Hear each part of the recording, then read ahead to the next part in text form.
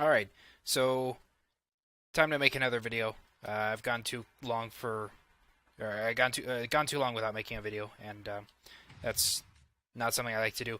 I actually did have a video planned for about a month ago. I was gonna do a video on how to troubleshoot computers, but I didn't like how it turned out, so I'm gonna scrap that for now.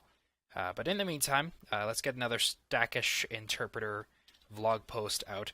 And I've actually been toying with changing the name.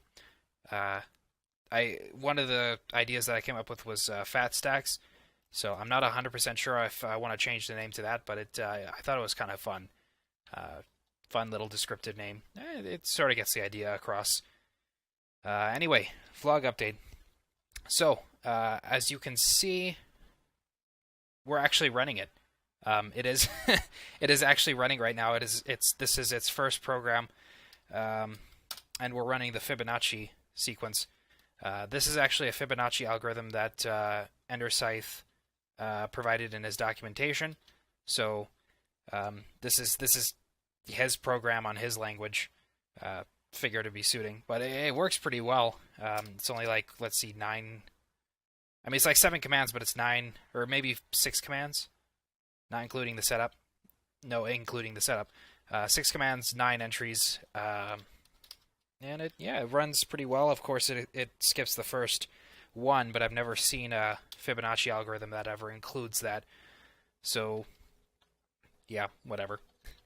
But you may have noticed that we're actually running on command block RAM. The reason for that, instead of regular RAM, is this program actually requires quite a bit of memory out of the popped stack. This is about 24-ish entries, so to make that out of a physical RAM would have been pretty large, and and that would have slowed it down. So I wanted to try and avoid that. But on the subject of slowing down, this thing is actually, I mean, even though it's running really slow. That's not something that I wanted to have as a result. A lot of my design choices were specifically to try to speed it up. Now, to be fair, this is probably one of the faster models that I've built. I've definitely built slower computers, but still, if I can speed it up, I would definitely like to do that. Part of the reason why this thing is running slow as it is, mainly, this is all speculation at this point, but I'm fairly certain it has to do with lines being desynced. Obviously, I didn't take any time to actually make sure any of the lines are synchronized, so it's entirely possible that because of that, the computer needs time to actually stabilize before I can actually pulse the next clock. The other issue is, of course, this thing is still pretty big. I'm still working on shrinkifying a lot of the circuits, but I feel, the combination of timing and shrinking circuits should help with the speed issue. The other thing I was considering, and this is something that a lot of people have suggested and even requested, is to actually pipeline this thing. And it's something I considered, but I'm not 100% sure on how I want to do that, because to pipeline this thing would require redesigning the entire system, because this is obviously built off of the state-based machines, and pipelining is a completely different architecture. So I could pipeline it, but it would require redesigning everything, and I'm really not sure how well the instruction set would be pipelined, because obviously a lot of this stuff requires several access to memory, and if we're sitting here with a pipeline with only one stage where we access memory, but we have to do it multiple times, and we're sitting here stalling the thing, at that point we're no longer using a pipeline. So we could definitely mitigate this by making the program memory, the stack memory, and the popped stack memory 3 separate memories, and of course 3 separate stages. But then we have the issue of instructions that access memory multiple times, such as end swap. We got add, subtract, compare, and then of course the iterative instructions like the out, unpop, push. Those actually can loop. So how do we deal with something like that? So I don't know how practical it would be to pipeline this. I'm probably going to stick with the state-based stuff, but I do eventually plan on making a pipelined computer. I figured I would make maybe one more of these state-based machines, and then move on to pipeline. Another one of the issues that I've been having with the computer, and one of the things that has been affecting its speed, is just the stability of the components themselves. So we'll start with the state machine. I've noticed that every so often blocks will actually be left behind by the pistons, and I found that slowing down the clock reduced that. It didn't eliminate the chance of that happening, but it reduced it drastically.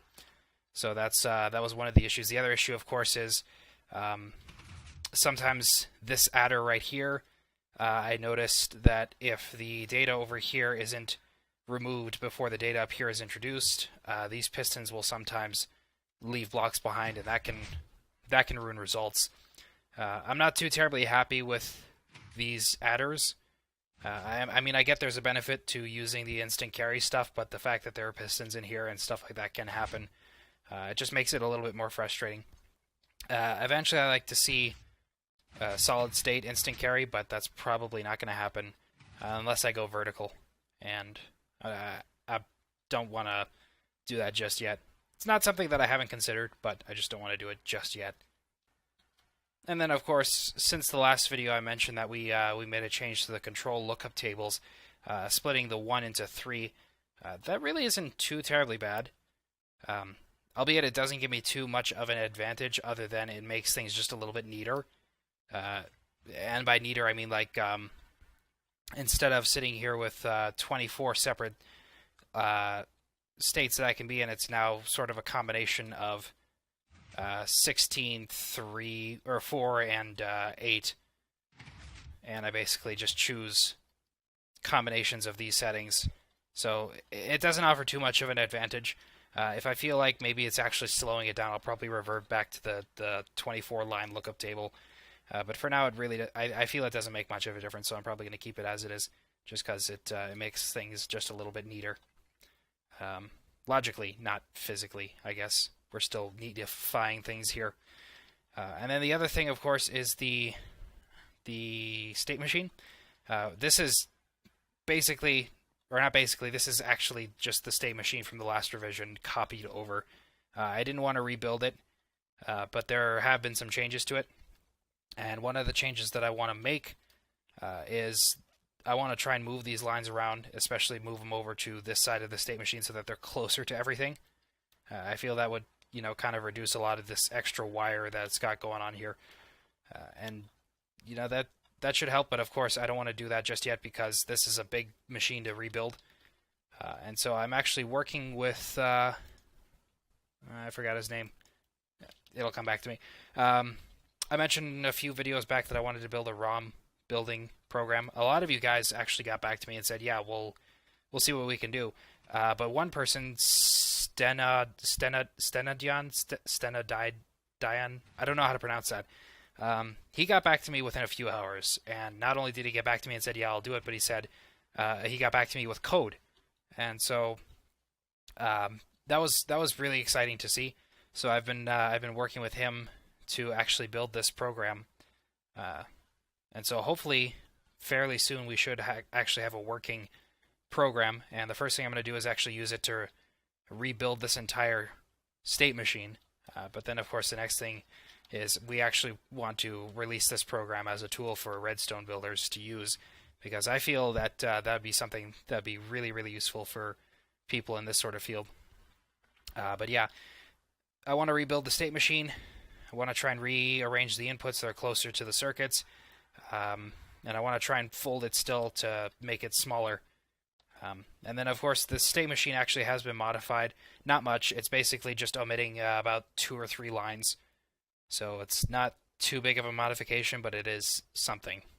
I think that's pretty much everything I wanted to show you for the most part. Yeah, there really isn't much else. Other than, I guess, just the general rearrangement of the circuits. So to try and neatify things a bit, we're trying to lay this out in a logical fashion. So the idea is to try and make sure that components that are connected to each other are right next to each other. So what we've basically got is we've got memory hooked right up to the up register, or the instruction register, that's hooked directly up to the state machine. The state machine is hooked directly up to the decoders. The decoders directly to the encoders. The encoders directly to the control lines, and the control lines, of course, directly to the computer itself. So that's kind of the idea here. The only thing I don't like about it is this run right here. I could possibly, maybe, get rid of this by actually moving the program memory to a separate memory back here. That would require redesigning the state machine, because at that point we wouldn't need an fetch state. Or maybe we would. I'm not sure. But either way, I think that would actually be beneficial because it actually would result in a smaller state machine. So I might do that. I haven't really, went through with it just yet, though. So it's just something that I'm, thinking of, but not really a commitment just yet. Of course, now that I think about it, this does actually have to pull data from the program memory, and so if I were to do that, I would still have to run a bus over, except this time it would be 8 lines instead of 4. So I don't know. Maybe I'll just leave it as it is. I talked myself out of it. Yeah, that's basically all that I built so far, and those are basically the changes. I suppose all that's left to do now, since this is technically working, is just to, like I said, tweak everything and kind of finalize the positions of the circuits and make sure that the timing is right and everything is as close together as possible, compressed as much as possible. And then I think after that, it'll basically just be a case of focusing on the I.O., which isn't too terribly much. It's not like I'm going for a wide array of I.O. devices like I usually do. It's basically just going to be 2 I.O. devices. The first one is going to be a display, probably about... basically, this computer has 2 instructions. The in and out instruction doesn't even have an address option. It's literally just you send in data out or you bring data in. Those are your options. However, the in and out instruction are iterative, so we can send or receive up to 15 bytes of information. So what I'm probably going to do is I'm probably going to have like a 15-digit display, I guess. And then underneath, I'm probably going to have like a 15 location buffer for user data. And that should make it, I guess, a little bit easy for the user to input data quickly and receive data quickly. And I guess that would just be one way of speeding things up in a system that's already really, really slow. I really want to try and speed this up, but I don't know. I think probably one of the reasons why it's running so damn slow is just because it has to wait for inputs from the computer.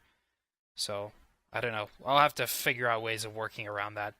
I'm sure there's a way around it. But yeah, so that's basically what I'm probably going to be working on and preparing for the next video, is just getting everything tweaked and eventually working on the I.O. And hopefully, maybe, possibly even the memory. Although there really isn't much to work on. It's pretty much just a decoder and, RAM. But, yeah, whatever.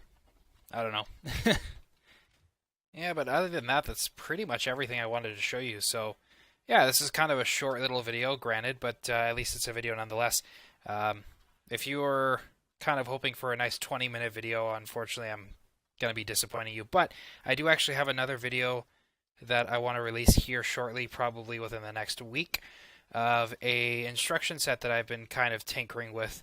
So I'll have more details on that video, but for now, that's basically the end of the video. So yeah, that's the update on what I've done with the Stackage Interpreter, or Fatstacks, or whatever we want to call it, so far. And yeah, I'll be sure to post another video when I got some more progress to update. So I'll see you then.